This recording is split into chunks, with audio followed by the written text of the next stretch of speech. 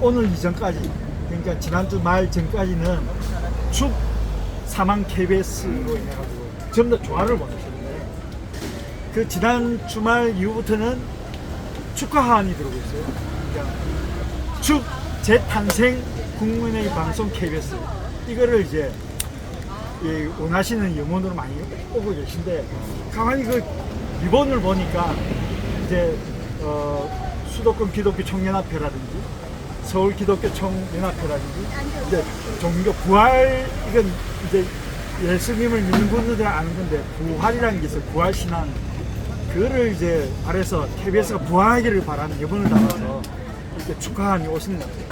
근데 부활을 제대로 하려면 일단 죽어야 되는 거 아닙니까? 그렇죠. 완벽하게 죽어야지 완벽하게 부활할 수 있습니다. 근데 그게 이제 제가 오늘 저는 이제 안에 있으니까 회사에 이제 돌아가는 이런 분위기들을 바로 그냥 이렇게 느끼잖아요.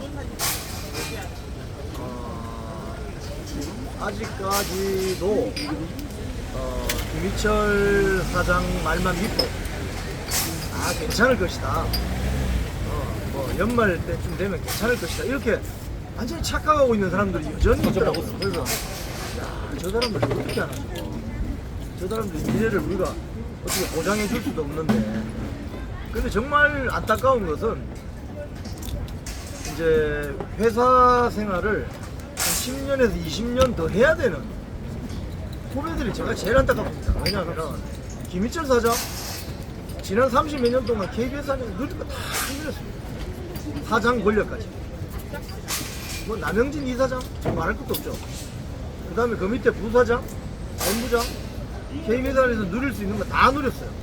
덕파원 했지, 무슨 협회장 했지. 그런데 그 선배라는 사람들의 말을 믿고 지난 6년 전에 문재인 정권 들어서니까 전임 사장 쫓아낸다고, 이사들 쫓아낸다고, 그 월급도 못 받으면서 6개월, 7개월 동안 쫓아다녔던 그 후배들 지금 망연자실하고 있어요. 망연자실. 와, 이거 수십 년 물리지면 되면 이거 당장 연말부터 월급을 받을 수 있는 거야? 어떻게 되는 거야? 이렇게 됐는데, 선배라는 자들은 자기가 그 역할을 못하면 빨리 자리를 비워주고 대안이나 해결책을 마련할 수 있는 기능자가 나올 때 길을 터줘야 되는데, 이 선배라는 자들은 끝까지 자리를 붙어 앉아가지고 민노총 꿀단지를 끝까지 빨아먹으려 하는 거죠. 정말 나쁜 사람들이에요. 그래서 제가 10년, 20년 남은 후배들 보면은 너무나도 가슴이 아파요. 그래서 어떻게 보면 후배들이 목소리를 내야 되는데 좀 이런 건 있는 것 같아요. 사실 저희들 세대는 이렇게 뭐 단체로 활동을 한다든지 같이 MT도 가고 이러면서 단체로 많이 몰려다니는 이런 문화에 익숙한데, 지금 사실은 MZ세대라고 하는 우리 청년 세대들은 다 자랄 때 한 명 아니면 두 명씩 이렇게 자랐기 때문에 어떤 집단 따돌림에 대해서 굉장히 공포함을 갖고 있어요. 학교에서도 집단 따돌림을 제 같은 경우는 7남매입니다. 그래서 저는 학교에서 집단 따돌림을 당할 수가 없었어요. 저를 만약에 한 대 이렇게 혼내면은 우리 누나들이 다 몰려가가지고 막 혼내주고 그랬기 때문에 저는 학교 다니면서 집단 따돌림 이런 거 별 두려움이 없어요. 그래서 누가 저를 부당하게 괴롭히거나 부당하게 처우를 하면 저는 항의를 하고 저항을 했습니다. 그게 이제 체화돼 있어서 이번에도 이런 일이 터진 것인데, 지금 우리 후배들은 보면 그 집단 따돌림에 대해서 굉장히 예민하고 공포감을 갖고 있어요. 그래서 이 민노총이 조직을 관리하는 방법 중에 하나가 공포감을 조성하는 거예요. 굉장히 겁을 주고, 네 여기 안 들어오면 잘릴 수도 있어, 우리 모임에 배제할 거야, 이런 집단 따돌림 문화가 있는 거예요.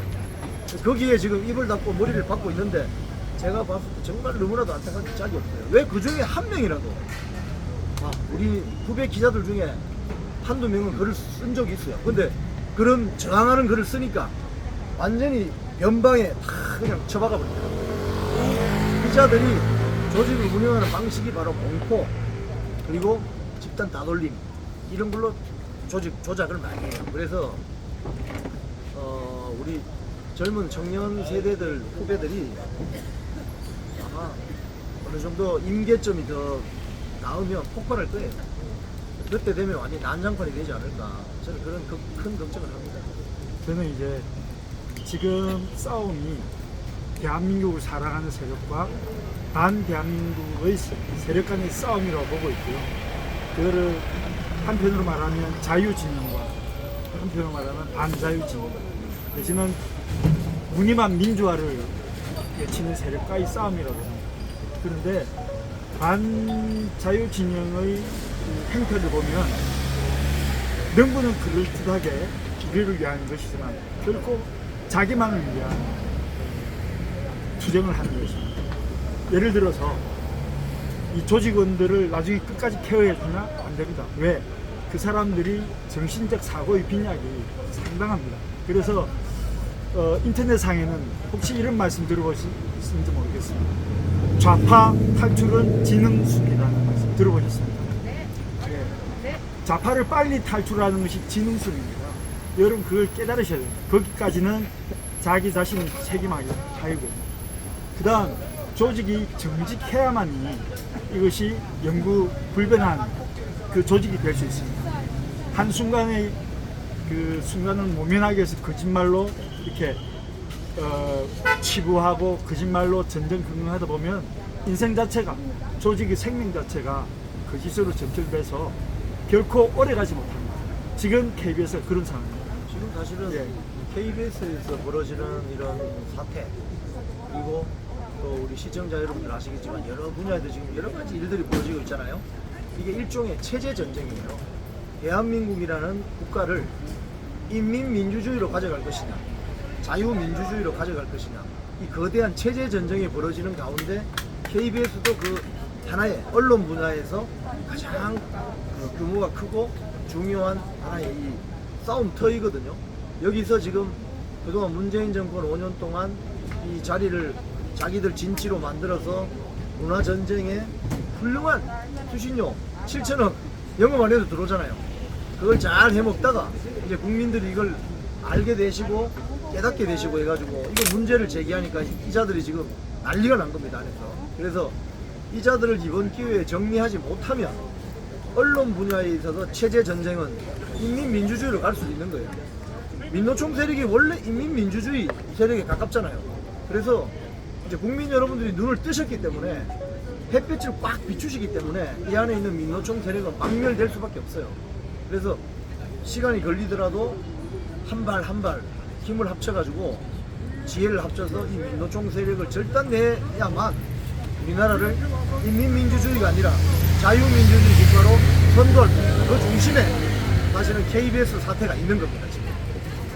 그 아까 이영훈 기자가 연설에도 잠깐 언급을 했지만 지금 이제 큰 악을 행하고 있는 세력이 이제 큰 뱀으로 생각하면 민노총의 대가리 부분에 해당하는 게 민노총 언론노조입니다. 언론노조가 요 우리 싸움의 투쟁 방향을 어떻게 가져갈 것인지 이렇게 기획을 하고 방향을 틀고 또 국민한테 눈속임하고, 왜 자기들은 스피커를 가졌습니까? 독점하고 있습니까?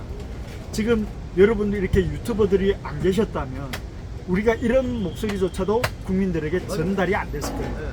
그나마 여러분들이 계셨기 때문에 이런 사실이, 이런 진실이 국민 여러분한테 전달되시는 것이고, 만일 이제 민노총이 아까 말했던 문화 진지를 구축해서 대국민 사기극이 수월하게 할 수 있도록, 민노총이 수월하게 대국민 사기극을 할 수 있도록 수단이 되는 게 이제 민노총 산하 언론노조입니다. 그게 이제 대가리에 해당하고, 몸통에 해당하는 것이 금속노조. 예, 금속노조는 이제 나와서 길거리에 투쟁하고 그 자기들끼리 으쌰으쌰하면서 이탈하는 세력들에게 린치를 당하기도 하고, 또 그렇게 하는 국민들을 대상으로 자기들의 힘을 과시하고 있는, 그게 민노총의 구조입니다. 그래서 지금 우리가 이영훈 기자와 우리 시민들 여러분들이 함께 싸우고 있는 것은 저 민노총의 대가리에 해당하는 언론노조를 박살려서 더 이상 국민 여러분들이 세뇌당하지 않고 진실을 바로하고 정직한 대한민국 국민으로 살 수 있도록 그런 싸움이 있습니다. 그게 지금 체제 전쟁으로 표현되기도 하고 한 큰 싸움의 전장을 사실 여러분들 보시고 계십니다. 주말에 지난 6년 동안 주말에 보면 이제 그 광화문 집회는 게 많았잖아요. 그러면 그 광화문 집회를 보도하는 행태가 민노총이 집회를 하면은 왜 집회를 하는지를 기사에 포함을 시켜줘요. 주로 보면 왜 집회를 하는지, 그리고 몇 명 왔는지. 그런데 가령 태극기 집회나 또 다른 광화문 집회를 하면 왜 왔는지를 이야기를 안 해요. 이 인자들이. 그냥 집회가 열렸다 이거를 붙여요. 근데 왜 왔는지 알려주질 않아요. 그러니까 이 민노총 이제 라인들이 쉽게 하면 그런 집회 기사는 주로 사회부에서 많이 씁니다. 사회부에서. 제가 저기 연합뉴스에 있는 분한테도 들은 이야기인데요. 연합뉴스에도 민노총을 반대하는 노조가 있어요. 거기에 주요 부장들, 제가 어느 부장이라고 말은 안 하겠습니다. 주요 부장에 민노총 노조 간부했던 자들이 딱 앉아 있어요. 그러면 어떤 기사나 사건들이 올라오잖아요. 기사가. 그럼 거기서 마사지를 해버리는 거예요. 민노총 기사는 몇 명 왔는지, 왜 모였는지를 알려줘요. 그렇게 쓰고 태극기 집회나 이런 거는 두루뭉술하게 믿는 거예요. 그럼 연합뉴스 기사가 뜨면은, 연합뉴스는 시청자 여러분, 기사를 모든 언론사가 돈 주고 사거든요. 연합뉴스 기사를. 그러면 자기들이 현장에 취재를 안 가도 연합뉴스 기사를 전제받아서 기사를 냅니다. 인터넷 신문사는. 그렇기 때문에 연합뉴스 기사가 엉뚱하게 나오면 그대로 나가는 거예요. 이런 식으로 여론을 조작한 거죠. 그렇기 때문에 지금 유튜브가 없었다면은 이런 것조차도 우리가 말할 공간이 없었다는 거예요. 그래서 이 유튜브가 얼마나 지금 중요한가를 우리가 알 수 있는 겁니다.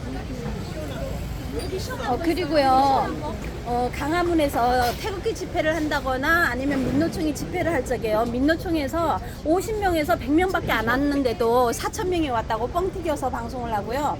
태극기 집회에서는 정말 3,000명, 4,000명이 왔는데도 한 1,000명밖에 안 왔다고 방송을 하고 이랬어요. 민노총 노조는 집회를 하기 전에 보도 자료를 민노총 언론 노조에 쫙 뿌립니다. 그러면 그게 취재하는 기사를 쓰는 현장 기자한테까지 바로 가요. 그럼 기자가 현장에 안 가도 그거 보고 쓰는 거예요. 그러면 4,000명, 이러면 4,000명이 되는 거예요. 신고 인원으로 하는 거야. 신고 인원. 그러니까. 근데 기자가 항상 현장에 가보고 스케치를 해야 되는데 뭐 그렇지도 않고. 그러니까 민노총 바이어스가 여론 조작에 그대로 적용이 되는 거예요. 이거를 끝장내지 않으면 권력을 누가 잡든 간에 말든 간에 민노총 언론 노조가 여론을 조작할 수밖에 없는 상황이 됩니다. 그래서 이 싸움이, 이걸 제대로 교정해야 되는 싸움이 이 KBS에서 벌어졌고, 저는 이제 거의 뭐 9.5분 능선 넘었다고 보고요. 이제 8월이면은, 8월 한 중순 되면은 김희철 사장이 해고되지 않을까 그런 생각입니다. 그래서 지금 그런 분위기로 가기 때문에 안에서 지금 바짝 지금 긴장을 하고 있어요. 오늘도 사실은 왜 이쪽으로 직원들이 많이 안 나오냐면은 그 고비스에 안내를 해놨더라고요. 여기 집회하니까 이쪽으로 나오지 말고 저쪽으로 공간이나 저 사이길로 가라고 이렇게 안내를 그 고비스에 해놨더라고요. 그래서 그걸 본 직원들은 이쪽으로 안 나오죠. 우리 집회가 방해받을까봐 세심한 배려를 또 KBS 사측에서 해주셨군요. 그런 것도 있지만 사실은 여기 집회에서 나오는 목소리를 듣고 있으면은 자기들이 6년 전에 자행했던 그 일들이 너무나 부끄러울 거야. 아마 양심이 있어요. 다 들릴까요? 너무 궁금해. 부끄러워가지고 지금 말을 못 하는 거예요. 6년 전에 자기들 한 행위를 생각하면. 그런데 문제는, 심각한 문제는 민노총 수뇌부에 있는 자들은 양심이 없고 양심이 털난 사람들이 많기 때문에 얘들은 절대 반성하거나 뭐 잘못했다고 하지 않아요. 지금 김희철 사장 하는 거 보세요. 짐승 같은 놈. 자기가 잘못했다고 절대 이야기하지 않아요. 그래서 제 말이, 이제 우리가 우파가 자유진영이 이제 그 의사결정을 할 수 있는 그 기회를 갖게 되면 그 흔해 빠진 말로 뭐 통합이니 화합이니 뭐 이런 거 절대 하면 안 됩니다. 맞습니다. 이 곪은 것은 잘라내서 봉합을 해야지 새롭게 태어날 수 있지, 곪은 걸 그대로 놔놓고 봉합을 해버리면 몸이 썩어 문드러집니다. 경선할 필요 없어요. 그래서 자객공천. 제가 이 말씀에 대해서 한 말씀 더 추가를 하면요. 통합의 전제는 관용이거든요. 통합의 전제는. 그런데 문재인 정부 때 민노총 세력이 관용을 베풀었습니까? 관용은 개뿔. 월급 완장 차고 적폐청산한다고 몽둥이 하나씩 들고 다니면서 때려잡은 거 아니에요. 그런 자들하고 무슨 통합을 합니까? 엄정한 법적인 처벌, 사교를 가지고 징계 이렇게 있게 가야 됩니다. 그래서 제가 아까 연설할 때도 말씀드렸지만 저는 재심 청구가 이제 7월 27일까지인데 저는 구차하게 제자들한테 아 좀 이거 징계 좀 낮춰주세요. 나 안 할 거예요. 때려봐 그냥 해고를. 그러면 저를 해고한 그 사유대로 그대로 적용해가지고 사장이 바뀌면은 그대로 적용해가지고 6년 전에 불법 파업했거나 오대영 사장, 강규영 이사 몰아내는데 앞장섰던 자들 이 동영상이 다 찍혀 있거든요. 다 불러내가지고 전부 해고, 전부 해임, 징계 때려야 돼요. 그래야 이 버르장머리를 고칠 수 있습니다. 그 말씀 이제 맞습니다. 이제 클로징 좀 해주시죠. 클로징 합시다. 예, 지금 오늘로 49일차 저희 그 KBS 정상화 범국민 투쟁 법무는 36일차. 이제 저희가 영풍 기자가 13일차 이렇게 투쟁하는 거 보고 야 선배된 입장으로서 우리가 이래서는 안 되겠다. 대한민국을 살리려고 하는 여기에 우리도 힘을 보태야겠다 해서 함께 이제 힘을 합치게 되는 겁니다. 그때 함께 해주신 이 조화를 보내주신 여러분, 또 말없이 성원해 주신 여러분 감사합니다. 아까 이영풍 기자가 말했듯이 9.5부 나왔어요. 다 갑니다. 나왔어요. 그러나 저는 다 또 생각하지 않는 게 지금 우리 제목이 KBS 정상화 범국민 투쟁 본부지만 이제 KBS를 빼고 공영방송 정상화 범국민 투쟁본부로 돼서 앞에 남아있는 MBC, YTN, 연합뉴스 TV 이런 공영방송을 국민의 품으로 또 대한민국 국익을 위한 방송으로 대한민국 국민의 미래와 가치를 위한 방송으로 거듭나게 만들어야지 지금 이 시대에 우리한테 주어진 책무라고 생각합니다. 그 불을 지펴준 게 우리 영풍 기자고 또 여러분과 함께 그 생생한 현장을 보도해 주신 우리 유튜브 미디어 여러분 함께 이 가업을 이루어낼 것입니다. 함께 해주셔서 너무나 감사드립니다. 오늘 고하고 하시죠. 고하고. 자, 김희철 남영진을 즉각 파면해라! 파면해라! 김희철 남영진은 즉각 집에 가라! 집에 가서 수사받아라!